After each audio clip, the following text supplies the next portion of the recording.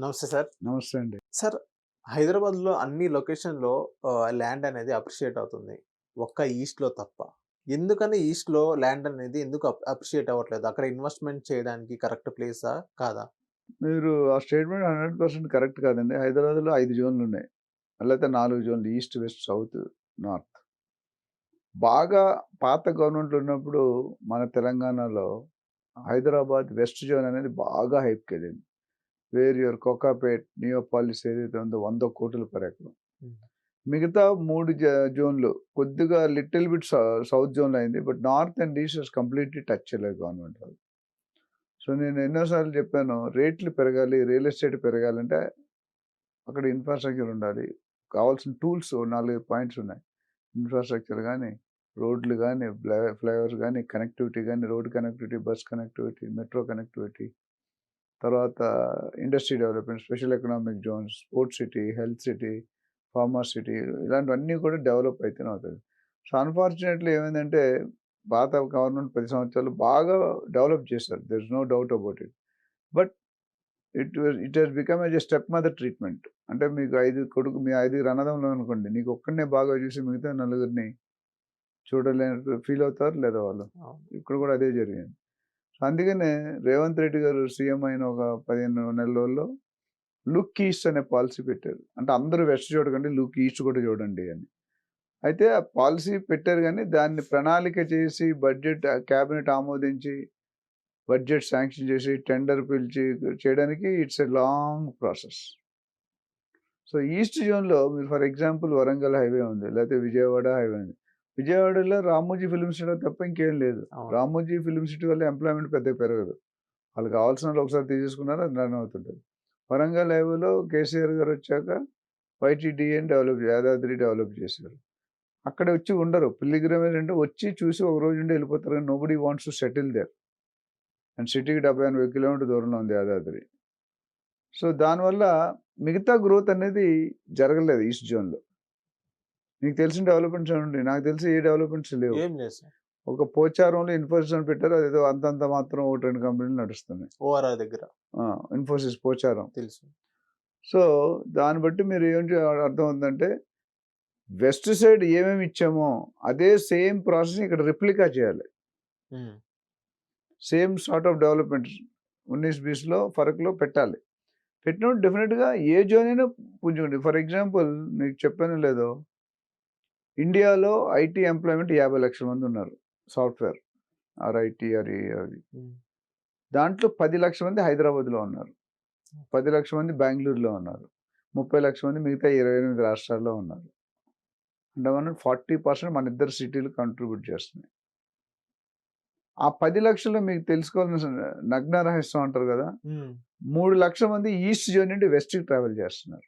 Okay. ఆ! ఇప్పుడు అదే ఈస్ట్ జోన్ డెవలప్ అయిందనుకో ఆ 3,00,000 మంది అక్కడే ఉంటారుగా. అవును. ప్లస్ ఇక్కడ ఇంకో 50,000 లక్ష జర్నీ చేయొచ్చు. మధ్యలో ఉన్నారు.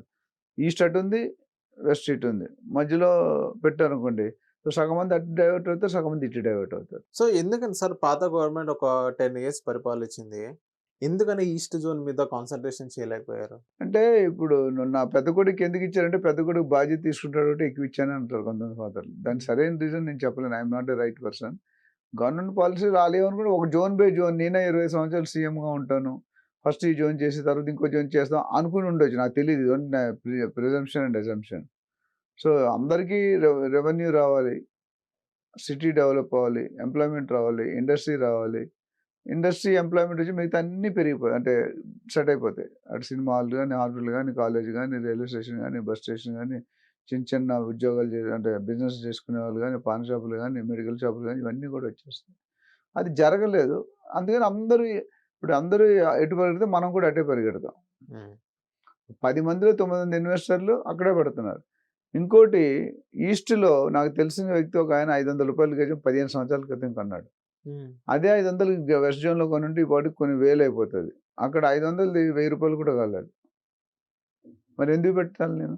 ఏముందని డెవలప్ అవుతుంది అక్కడ? ఇండస్ట్రీస్ కూడా పనికిరాదా సార్? అది అది ఈస్ట్‌లో పనికిరాదని కాదు. మనోళ్ళు పెట్టాలి కదా! గవర్నమెంట్ పెట్టాలి. Has to get a policy. పనికోసం ఇండస్ట్రీ ఎక్కడున్నా పనికొస్తుంది. ఇప్పుడు ఇన్ఫోసిస్ అక్కడ రన్ అవుతుంది కదా! అవును. ఇన్ఫోసిస్ అంటే 100 కంపెనీలు వస్తే ఆటోమేటిక్ జనాలందరికి షిఫ్ట్ అవుతారు. ఇప్పుడు హ్మ్. నీకు జాబ్ ఆప్షన్ ఉందనుకో, ఒకటి చౌటుప్పల్లో ఉంది. ఒకటేంచి నీకు మేబీ తెల్లాపూర్‌లో ఉంది. లేకపోతే ఫైనాన్షియల్ నువ్వు అటు వెళ్తావా? ఇటు వెళ్తావా? అటే. డెఫినిట్‌గా ఈస్ట్‌కే వెళ్తావు.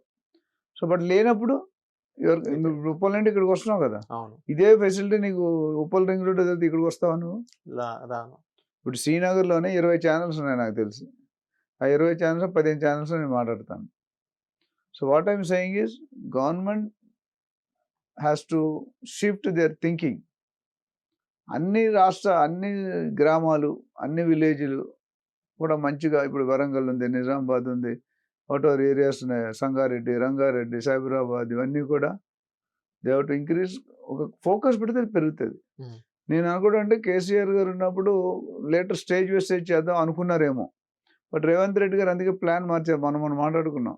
రేవంత్ రెడ్డి గారు వచ్చిన తర్వాత ఫస్ట్ చేంజ్ ఏం చేసింటే హెచ్ఎండిఏ మెగా ప్లాన్ 2031ని హైదరాబాద్‌కి చేశారు హెచ్ఎండిఏ. హ్మ్.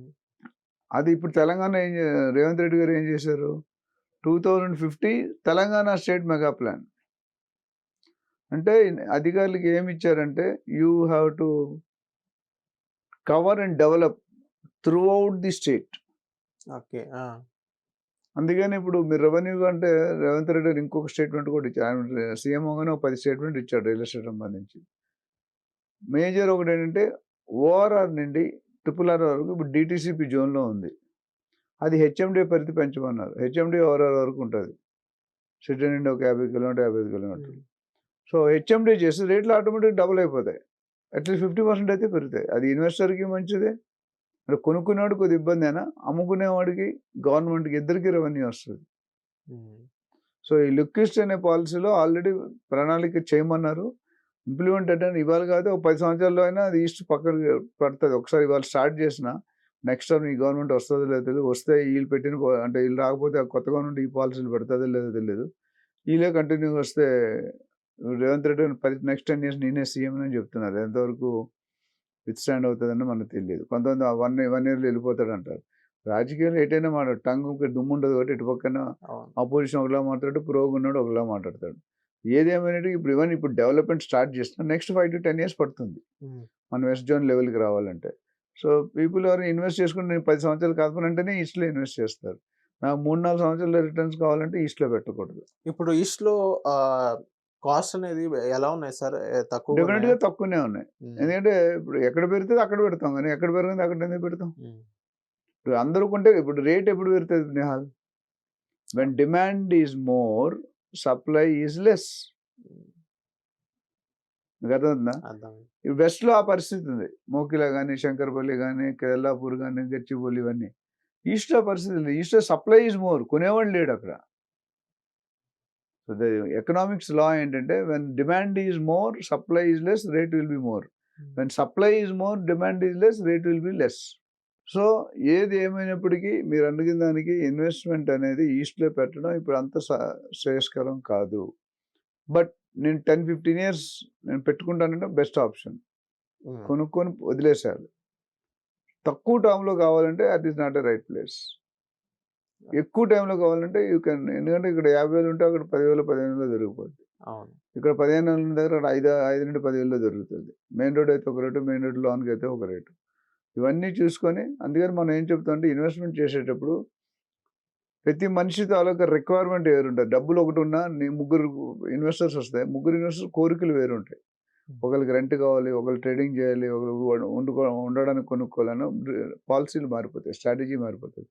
సో, ఎవరైనా ఇన్వెస్ట్‌మెంట్ పెట్టాలనుకున్నప్పుడు మన కంపెనీకి మాట్లాడి అంటే మన అడ్వైజింగ్ ప్రొఫెషనల్ రియల్ ఎస్టేట్ ఏజెంట్‌ని అపాయింట్ చేసుకుంటే they will give you right advice. Hmm. ఎక్కడ ఇన్వెస్ట్ చేయాలి? ఏ జోన్‌లో ఇన్వెస్ట్ చేయాలి? ఎన్ని రోజులు డబుల్ అవుతుంది? ఎన్ని రోజుల్లో ట్రిపుల్ అవుతుంది? ఎన్ని రోజుల్లో 5 టైమ్స్ అవుతుంది? అనేది వాళ్ళు క్లియర్‌గా మీకు రీజన్స్ ఒకటి జస్టిఫై చేసి అప్పుడు మీరు డెసిషన్ తీసుకోండి.